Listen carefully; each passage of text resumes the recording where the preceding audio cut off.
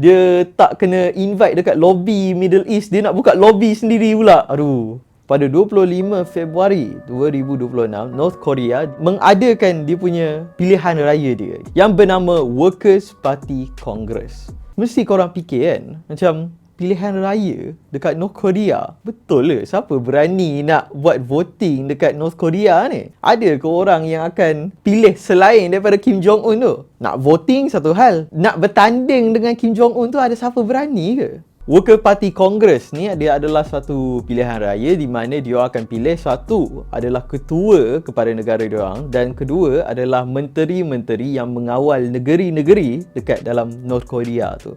Tapi segala menteri di dalam negara tu telah pun dipilih oleh Kim Jong-un dan juga dia punya Kongres dia sendirilah. Benda yang kita nampak tu adalah sekadar macam wayang lah, nak tunjukkan kepada rakyat yang inilah menteri-menteri yang dipilih. Memang tak ada siapa akan beranilah nak melawan, kerana tempat dia punya voting tu pun monitor secara ketat. So memang diorang sentiasa diawasi. So siapa pula yang dilantik sebagai ketua kerajaan ini? Mestilah Kim Jong-un. Yeay! Memang tak surprise lah, sebab dia punya kerajaan kan. Daripada sebelum ni kita nampak ayah Kim Jong-un, lepas tu Kim Jong-un pula, lepas tu baru-baru ni dengan kehadiran anak dia Kim Jue, mestilah kita akan expect yang title Supreme Leader ni akan in the end diberikan kepada anak dia. Dan Kim Jue ni pula mestilah dia kena ikut proses voting yang sama seperti yang sekarang ni lah, sama ada forceful ataupun tidak.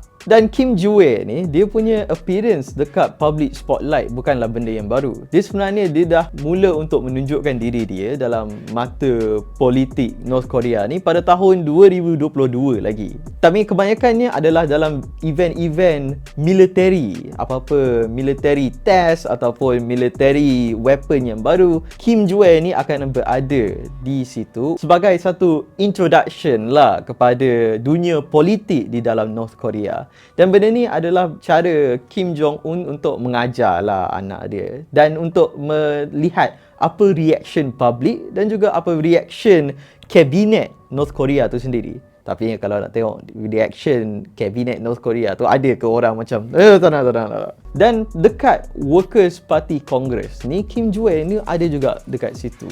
Again, sebagai satu introduction kepada dunia politik. Dan pada waktu itu, at the end kepada majlis tersebut, Kim Jong-un akan memberitahu apa step forward diorang in the future lah. In the future diorang nak buat apa dekat negara diorang. Dan Kim Jong-un dia mengatakan bahawa diorang akan menuju lagi nuclear weapon, diorang akan pursue lagi military power diorang dan still mencari cara untuk memperkuatkan ideologi socialism diorang. Tapi benda yang unexpected daripada speech ni adalah apa yang dia berkata tentang South Korea.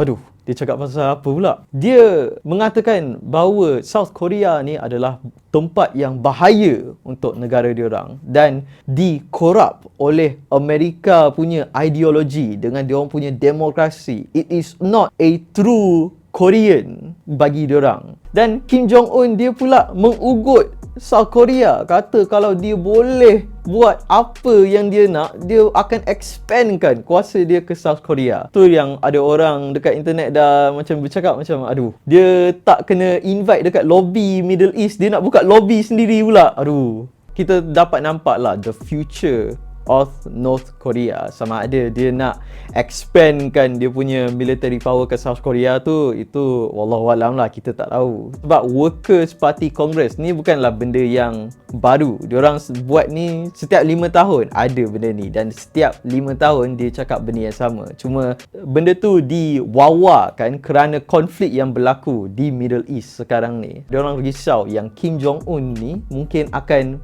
melancarkan serangan ke atas South Korea. Tapi in the end saya rasa since benda ni adalah satu formality, saya tak rasa yang Kim Jong Un akan membuat apa-apa expansion yang macam tu lah. Sebab sekarang ni pun kita dah boleh nampak the effects of the global conflict. Segala minyak dekat Middle East sekarang ni dah naik. Dan kita nampak satu route perdagangan dan juga airspace dekat atas Middle East pun dia dah diberi nama The Hole in the Sky. Kita boleh nampak daripada angkasa the effects of what happened apabila this global conflict berlaku. Dan saya rasa Kim Jong Un ni dia tak naklah tambah kepada global conflict tersebut walaupun dia berugut yang macam tu.